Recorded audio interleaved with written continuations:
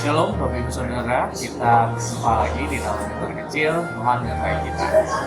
Seorang penulis bernama Alfred Wainwright dalam salah satu bukunya tahun 1973 berjudul Coast to Coast pernah menulis demikian. There is no such thing as a bad weather, only unsuitable clothing. Tidak ada cuaca yang buruk, yang ada hanyalah pakaian yang tidak sesuai. Bapak Ibu Saudara, pakaian dan cuaca bagi penduduk yang mengalami 4 musim itu sangat penting. Dan salah satu kebiasaan baru yang saya lakukan setiap hari di sini adalah mengecek perkiraan cuaca hari ini. Apakah cerah, hujan, berapa suhunya dari pagi sampai malam. Tujuannya apa Bapak Ibu? Supaya saya bisa memilih pakaian yang tepat. Jika dingin, maka wajib memakai pakaian tebal atau berlapis. Jika panas, ya kaosan juga nggak apa-apa lah. Dan salah kostum itu bisa merepotkan sekali Bapak Ibu, dan malah bisa berbahaya juga. Nah Bapak Ibu Saudara, kalau kita sering mendengar obrolan tentang cuaca, misalkan cuaca hari ini bagus sekali ya, atau sebaliknya, cuaca ini hari ini tidak mendukung misalnya. Nah yang disalahkan cuacanya, keadaannya.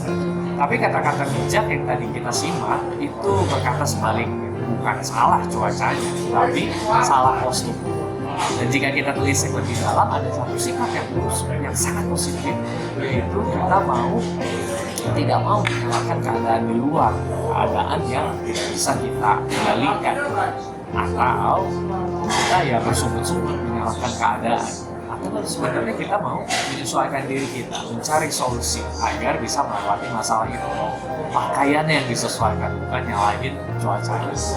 Paulus dalam 1 Korintus 9 ayat 20-23 menulis demikian. Demikianlah bagi orang Yahudi, aku menjadi seperti orang Yahudi, supaya aku memenangkan orang-orang Yahudi. Bagi orang-orang yang hidup di bawah hukum Taurat, aku menjadi seperti orang yang hidup di bawah hukum Taurat, sekalipun aku sendiri tidak hidup di bawah hukum Taurat, supaya aku dapat memenangkan mereka yang hidup di bawah hukum Taurat. Bagi orang-orang yang tidak hidup di bawah hukum Taurat, aku menjadi seperti orang yang tidak hidup di bawah hukum Taurat, sekalipun aku tidak hidup di luar hukum Allah, karena aku hidup di bawah hukum Kristus, supaya aku dapat memenangkan mereka yang tidak hidup di bawah hukum Taurat. Bagi orang-orang yang lemah, aku menjadi seperti orang yang lemah, supaya aku dapat menyelamatkan mereka yang lemah. Bagi semua orang, aku telah menjadi segala-galanya, supaya aku sedapat mungkin memenangkan beberapa orang dari antara mereka. Segala sesuatu ini aku lakukan karena Injil, supaya aku mendapat bagian di dalamnya. Nah, di dalam surat ini Paulus menjelaskan posisinya.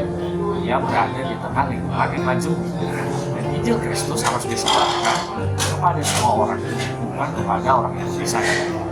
Sebagai seorang Yahudi, tentu Paulus banyak tahu tradisi tentang hukum, dan bagi dia tidak sulit masuk ke dalam komunitas itu.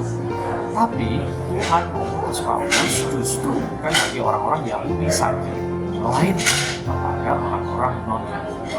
Nah disinilah kita bisa belajar atas sikap Paulus tadi.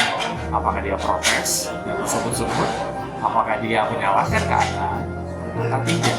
Paulus tetap berkarya dan dia mau belajar menyesuaikan dirinya beradaptasi. Semuanya itu dia lakukan demi Injil Kristus untuk memuliakan Tuhan. Maka mari Bapak Ibu Saudara, undangan bagi saya dan Bapak Ibu Saudara, bagi kita semua untuk mau belajar. Tidak melulu menyalahkan keadaan, tapi terus melakukan apa yang bisa dilakukan dengan mata dan hati yang tertuju kepada Tuhan saja, agar nama Tuhan dimuliakan. Maka dari itu jangan menyalahkan cuacanya, mari sesuaikan kostum. Mohon memberkati Bapak Ibu hari ini. Mari kita bersatu dalam doa. Kami bersyukur untuk pelan pelajaran yang Tuhan berikan hari ini. Biarlah Tuhan menguatkan kami untuk terus melangkah, menyesuaikan diri kami, belajar melihat keadaan dan bersikap bijak atasnya. Terima kasih Tuhan, pimpin kami hari ini dengan segala aktivitas kami di dalam Kristus kami. Amin.